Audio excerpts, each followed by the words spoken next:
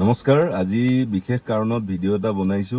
এতিয়া গোটেই বিশ্বজুৰি আমাৰ যেটো ইন্ধনৰ নাটনি হৈ আছে এলপিজি গেছৰ নাটনি হৈ আছে এটা বিশেষ বস্তু মই দেখাম আজি আপোনালোকক আৰু আমি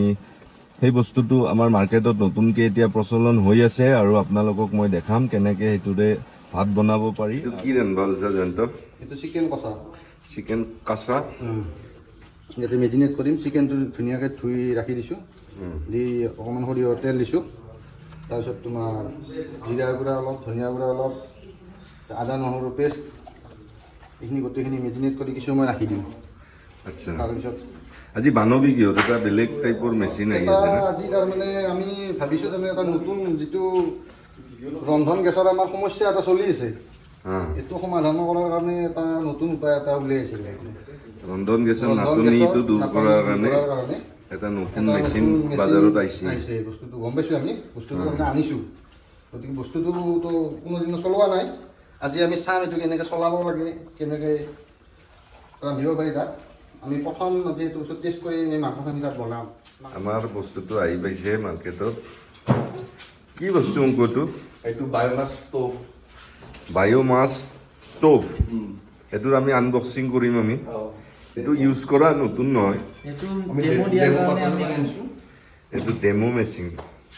এইটো তাৰমানে কোনো ধৰণৰ আমাৰ কাঠখৰিৰো প্ৰয়োজন নাই আৰু কাঠখৰি দিলে দিব পাৰি নাকি পাৰি মানে এইটো সুইটেবল নহ'ব এইটো ধোঁৱা ওলাব এইটোৰ কাৰণে এই ফুৱেলটো পাৰফেক্ট ইয়াতে মইশ্চাৰ বিলো 15% মানে 10 to 12 এইটোৰ কি দাম কৰে এইটো এতিয়া হোলচেল 11 টকা আমাৰ অংকুনীল ৰাকেশ লগত আছে অংকুনীলৰ লগত আগতেও এটা ভিডিঅ' আমি বনাইছিলোঁ সেইটো ভিডিঅ' আমি বনাইছিলোঁ এগ্ৰিকালচাৰৰ ওপৰত আৰু আজি ভিডিঅ'টো বনাম আমি এটা এনেকুৱা মেচিন যিটো কোনো ধৰণৰ এলপিজিৰ প্ৰয়োজন নহয় কিন্তু যি ইচ্ছা আমি তাতে ৰান্ধিব পাৰোঁ বনাব পাৰোঁ এইখিনি আমাৰ 300 গ্ৰাম আছে 300 গ্ৰাম ইন্ধনৰ দাম কিমান হ'ব তোমাৰ 1 কেজিত 11 টকা হ'লে তুমি হিচাপ কৰি ল'বা 1 কেজিত 11 টকা মানে 300 গ্ৰামত অলমষ্ট 3 টকা এইখিনি আমাৰ ভালেখিনি কাম বহুত সময় জ্বলিব এইখিনি আচ্ছা আমি সৰু সৰু কৰি দিম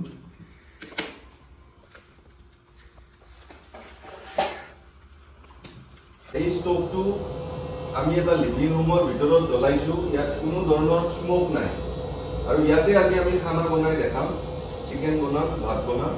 আৰু ইয়াতে ইউজ হয় এই যিটো ফুৱেল এইটো মাত্ৰ 11 টকা পাৰ কেজি হয় হোলচেল 11 টকা পাৰ কেজি আৰু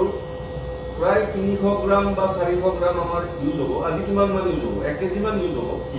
মেক্সিমাম 1 কেজি মান ইউজ হ'ব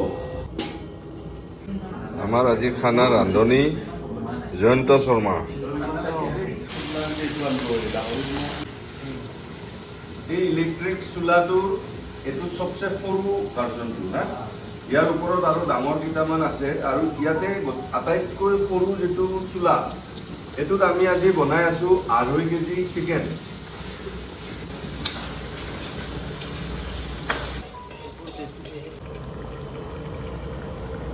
আচ্ছা জয়ন্ত এইটো আমি এটা বন্ধ ৰুমৰ ভিতৰত আছোঁ এইটোত খানা বানি আছা গৰম পাইছা নেকি এনেকুৱা গৰম নাই যেনে খৰিত বনাই থকাটো যিটো গৰম লাগে যিটো ঘামে যায় মানুহ এই গৰমত খৰি এখন বনাই আছোঁ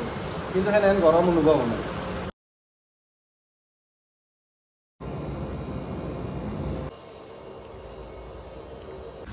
গোটেই ভিডিঅ'টো মই দেখালোঁ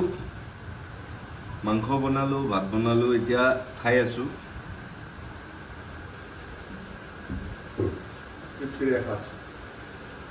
তৃপ্তিৰে এসাঁজ আমাৰ ইলেক্ট্ৰিক বায়োমাছ যিটো ষ্টভ কেনেকুৱা লাগিল জনাব আৰু কিমান পৰে এইটো দামটো কিমান পৰে এনেইতো 4,000 টকা এতিয়া বৰ্তমান 4,000 MRP চলি আছে বঢ়া চান্স আছে কিন্তু আজিৰ ডেটত যদি কোনোবাই লয়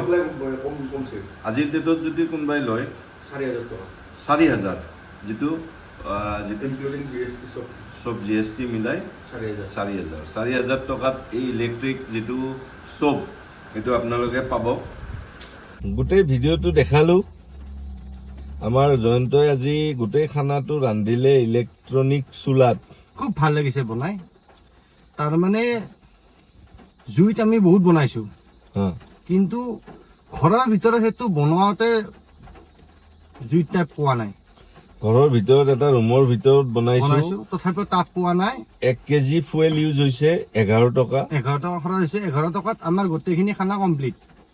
কেনে- সাকসেস সাকসেসফুলি ভিডিঅ'টো দেখালো আপোনালোকক কেনেকুৱা পালে জনাব বহুত ধুনীয়া সোৱাদ হয় খৰিত বনোৱাৰ দৰে সোৱাদ হ'ব আপোনালোকে সেইটো লৈ এটা ল'ব। কথা এইটো যে খৰিত বনোৱা যিটো সোৱাদ সোৱাদ। আৰু আমাৰ LPGত বনোৱা যিটো সোৱাদ এইটো বহুত different ডিফাৰেণ্ট হয়। আছে আৰু খৰিত বনোৱা যিটো টেষ্ট সেই টেষ্টটো পাব পুৰা পাব আৰু কোনো ধৰণৰ গেছ ইউজ নহয় সাকসেস বনাই বহুত ভাল লাগিছে একদম তাৰমানে comfort comfort good night good night